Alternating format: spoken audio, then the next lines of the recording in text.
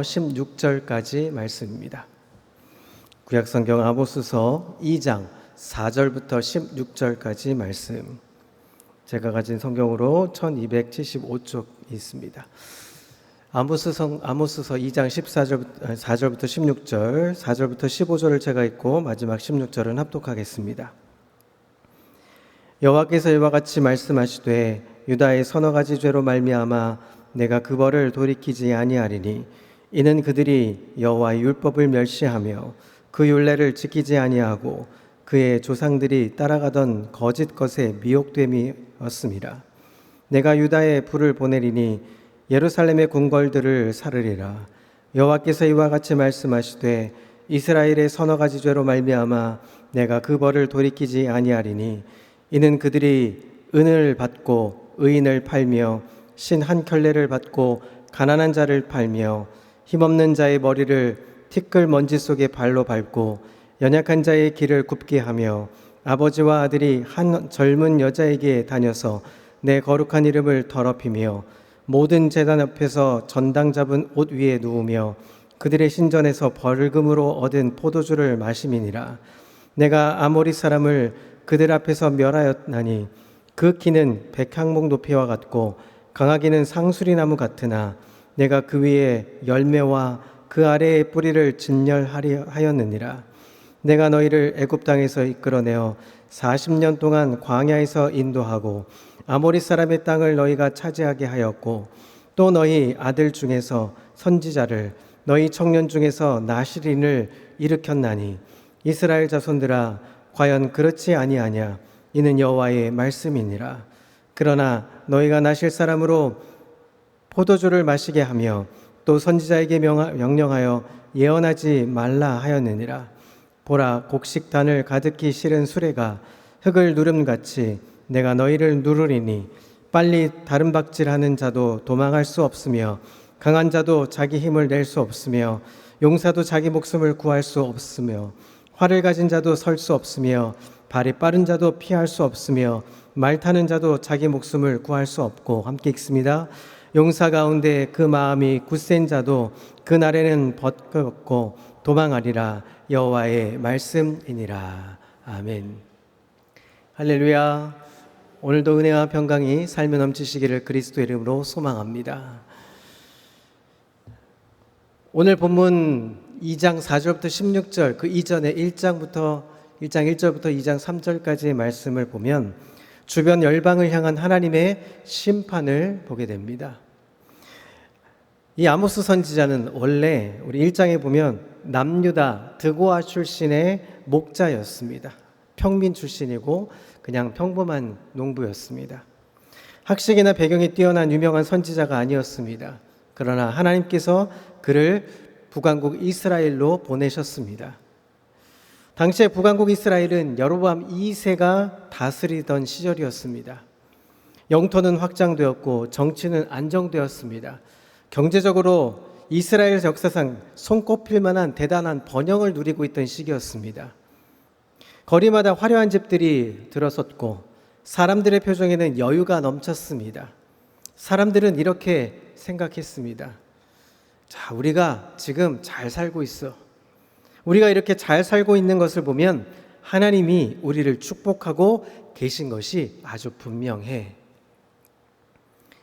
그러나 사람들은 눈에 보이는 화려함만 보았습니다. 그러나 하나님은 그 번영 뒤에 감춰진 썩어가는 죄를 보고 계셨습니다. 사람들은 화려한 제사와 뜨거운 찬양을 보고 있었지만 하나님은 그 예배를 드리는 사람들의 깨어진 삶과 냉혹한 마음을 보고 계셨습니다.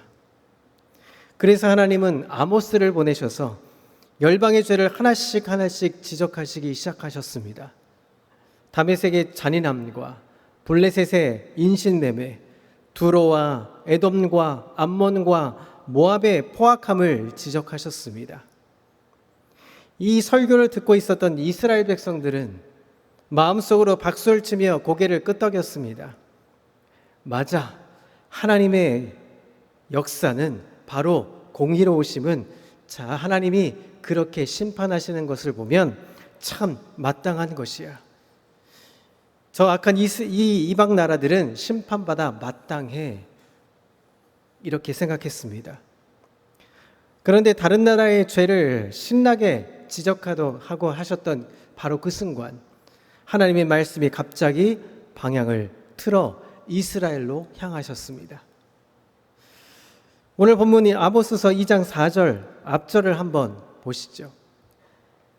우리 빨간 글씨만 한번 읽어보겠습니다. 시작. 여호와께서 이와 같이 말씀하시되 유다의 서너 가지 죄로 말미암아 내가 그 벌을 돌이키지 아니하리니.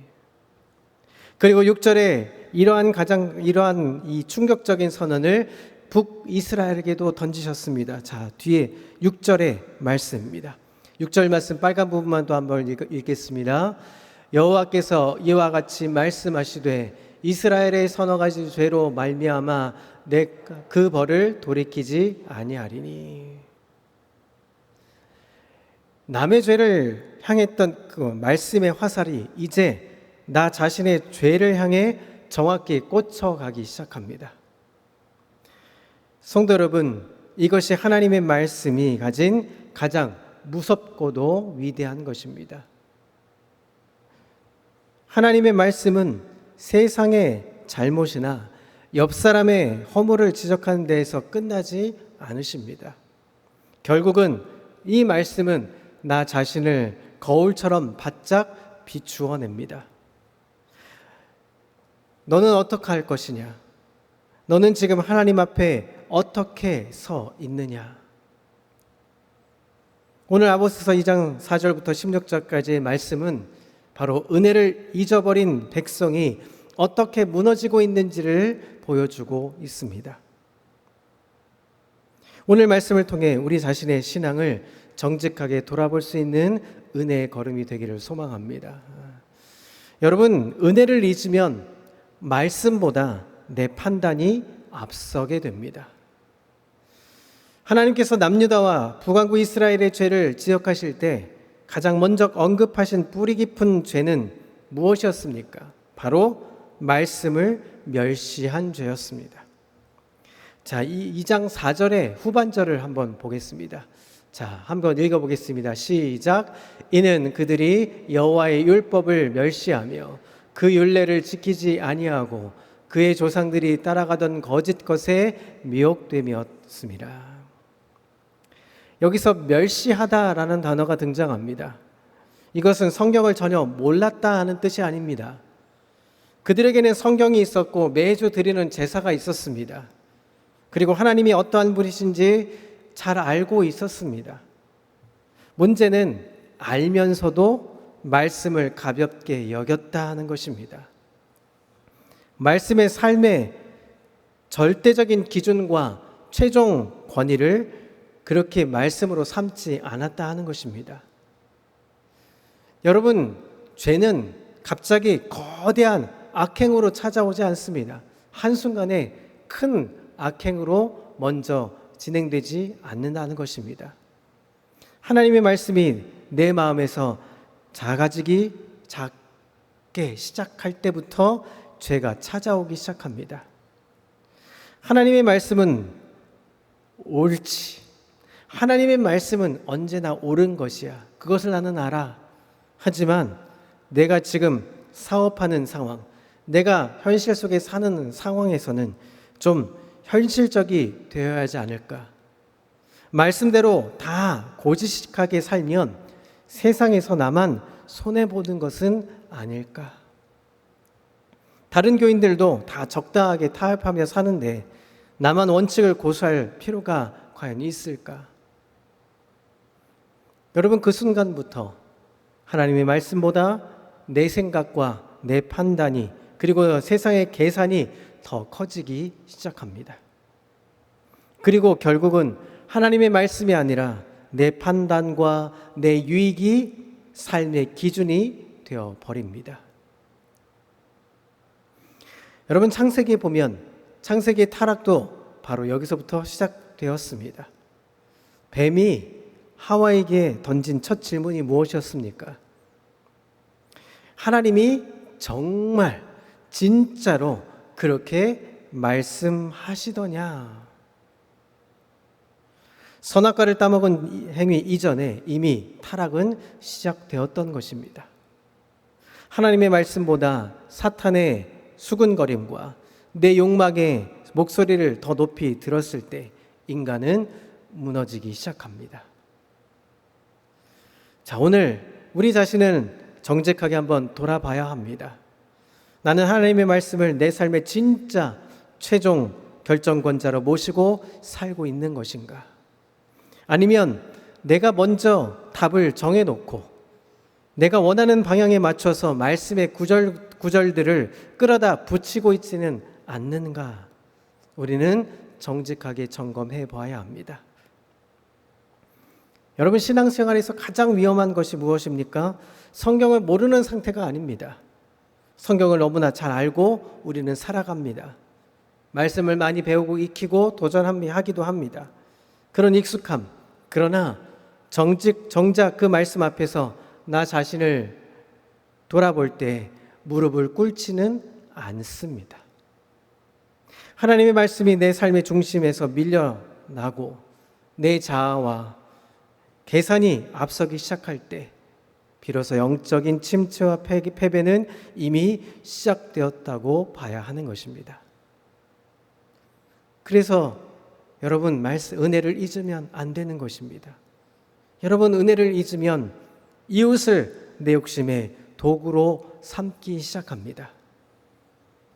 하나님과의 관계가 무너지면 그 결과 반드시 따라오는 것이 있습니다. 사람과의 관계도 열매로 드러납니다. 하나님을 향한 사랑을 잃어버리면 이웃을 향한 사랑도 함께 식기 마련입니다. 그것이 오늘 2장 6절 하반절에 이렇게 말씀합니다. 함께 읽습니다. 시작. 이는 그들이 은은을 받고 의인을 팔며 신 한 켤레로 받고 가난한 자를 팔며. 하나님은 이스라엘의 이 사회적 착취를 고발하십니다. 신 한 켤레, 그것은 당시의 시장에서 가장 보잘것없는 그런 물건에 속해 있던 값입니다. 그런데 이스라엘 사람들은 돈 때문에 법을 왜곡하고 푼돈 몇 푼 얻기 위해 가난한 형제의 재산과 인권을 유린하고 통째로 넘겨버렸습니다.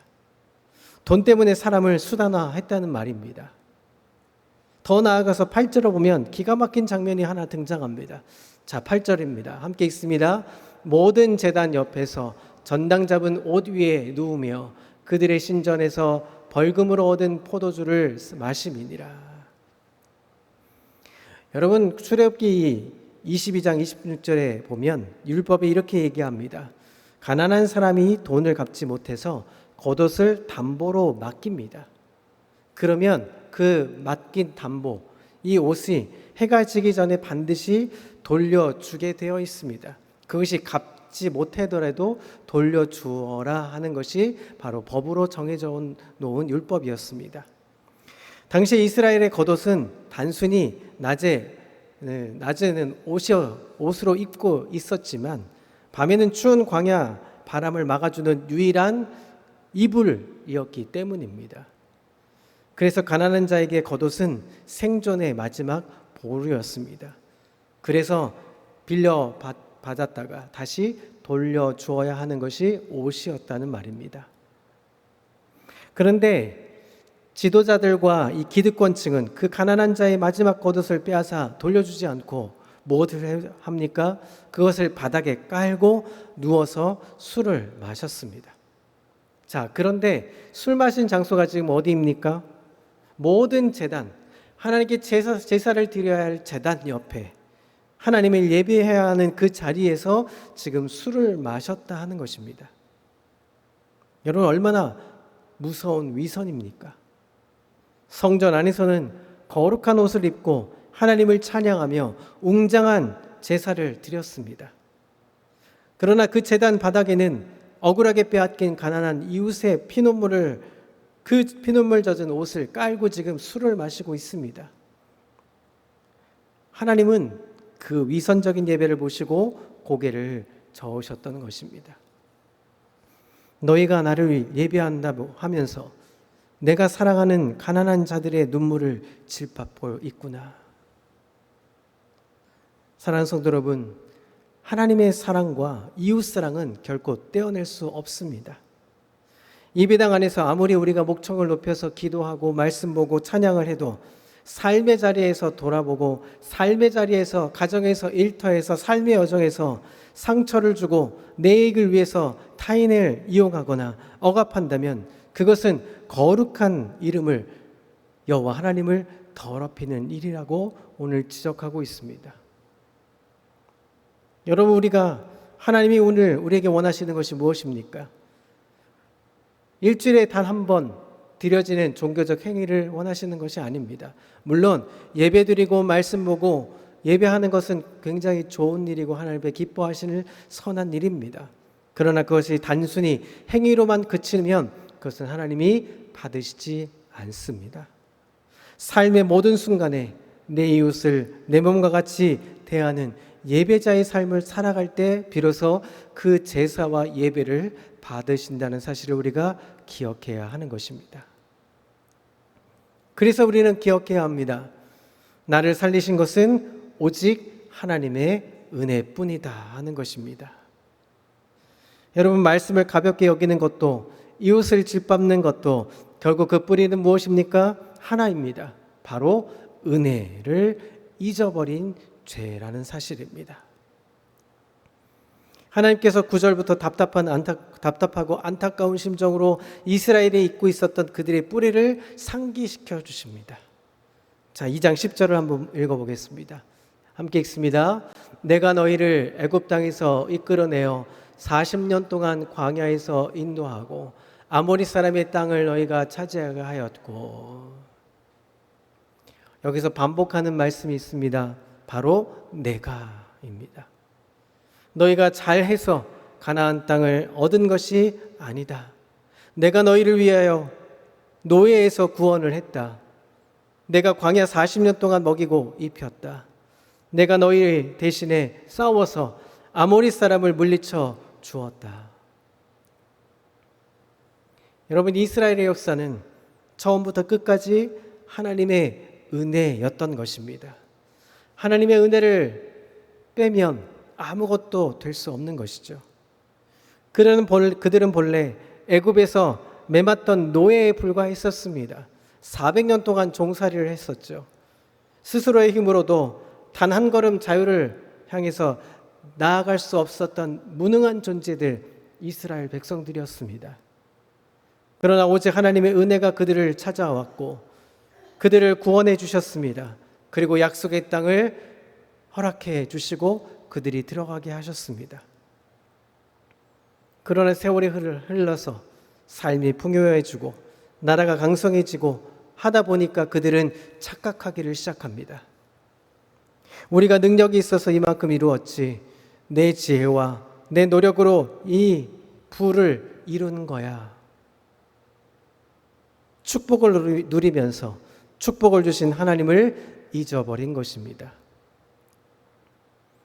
은혜를 잊은 백성의 마지막 모습을 오늘 12절에 이렇게 이야기해 주고 있습니다. 12절을 함께 읽습니다. 그러나 너희가 나실 사람으로 포도주를 마시게 하며 또 선지자에게 명령하여 예언하지 말라 하였느니라. 하나님이 죄에서 돌이키라고 선지자들을 보내셨습니다. 자, 그런데 그들은 오히려 무엇을 하고 있습니까? 선지자들의 입을 막아버렸습니다. 아유, 그렇게 불편한 소리 하지 마십시오. 하나님의 말씀 따위는 전하지 마십시오.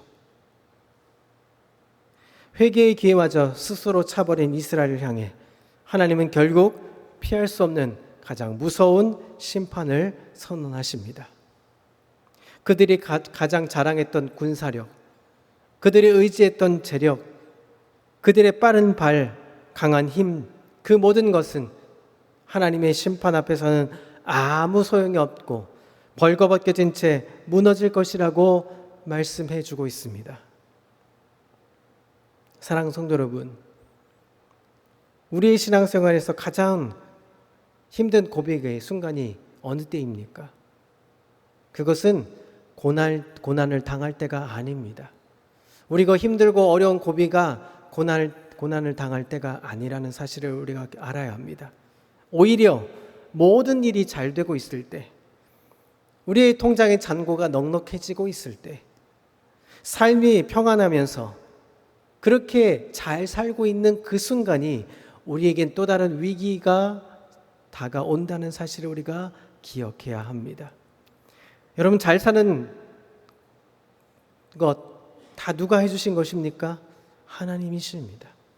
우리를 평안케 해주시는 것은 누구이십니까? 하나님이십니다.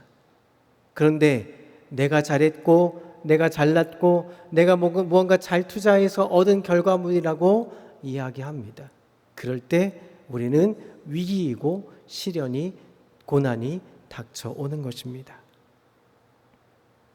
하나님의 은혜가 없어도 내 힘으로 살만하다 느껴질 때, 그때가 바로 영적으로 가장 어려운 위험한 골짜기를 걷고 있다는 사실을 기억할 수 있기를 소망합니다.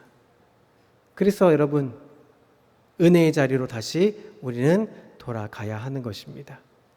여러분, 한 주가 어떻게 사셨습니까? 한 주간 기쁘고 감사하게 사셨습니까? 아니면 무더위 속에 짜증하며 불평하며 어렵게 사셨습니까? 오늘 아모스 선지자를 통해서 선포되는 무서운 심판의 메시지는 우리에게 절망을 가져다 주거나 우리를 정죄하기 위해서가 아니었습니다.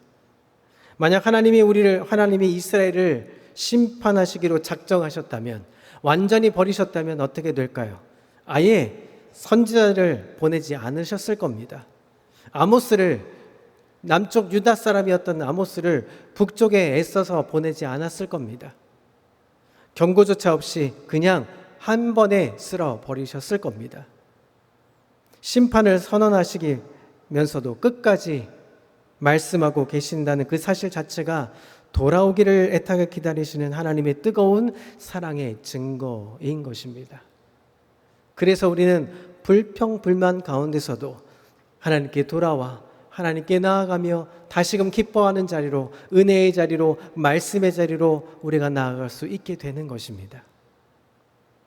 오늘 하나님은 우리가 말씀의 자리, 예배의 자리에 앉아있는 우리 한 사람 한 사람에 이렇게 물으십니다. 너는 아직도 나에게 받은 그 구원의 은혜를 기억하고 있느냐? 너희가 드리는 예배는 일주일에 한 번, 주일에 드리는 신앙에 굳 갇혀 있지 않고 삶의 자리에서 이어지고 있느냐? 우리가 인생 끝까지 붙들고 있어야 하는 것은 우리의 능력도, 우리의 노력도, 우리의 재물도, 나의 의로움도 아닙니다. 오직 아무런 자격 없는 나를 위해 십자가에서 피 흘려 죽으신, 그리고 나를 살리신, 나를 구원해 주신 예수 그리스도의 구원의 은혜뿐이라는 사실을 우리가 알아야 합니다. 그래서 날마다 십자가를 바라보고 그 은혜를 기억하셔야 하는 것입니다. 은혜를 기억하는 사람만이 말씀 앞에 겸손히 무릎을 꿇을 수 있게 되는 것입니다. 은혜를 아는 사람만이 이웃의 허물을 품고 사랑할 수 있는 것입니다. 그리고 은혜에 빚진 자만이 삶의 전체를 하나님이 기뻐하시는 산 제물로, 산 제사로 드릴 수 있게 되는 것입니다. 오늘 하루 내가 말씀보다 앞세웠던 내 판단했던 그 기준이 있으셨습니까? 내가 말씀보다 내 기준과 내 생각과 내 삶의 패턴으로 인해서 하나님 말씀에 순종하기보다 불평과 불만의 삶으로 나아가신 것이 있으셨다면 오늘 돌이켜서 하나님께 나아가십시오. 말씀 앞에 순종해 보십시오. 기도의 자리로 나가서 철저하게 하나님의 앞에 무릎을 꿇고 나아가 보십시오. 그리고 말씀의 화살이 나를 향하고 있을 때 나를 살리신 그 주님의 은혜를 다시 가슴 깊이 새기면서 말씀 앞에 겸손히 순종하고 이웃을 사랑하고 하나님의 이름을 높여드릴 수 있는 우리 귀하고 복된 아름다운 우리 평강의 성도들 다 되실 수 있기를 그리스도의 이름으로 소망합니다. 기도하겠습니다.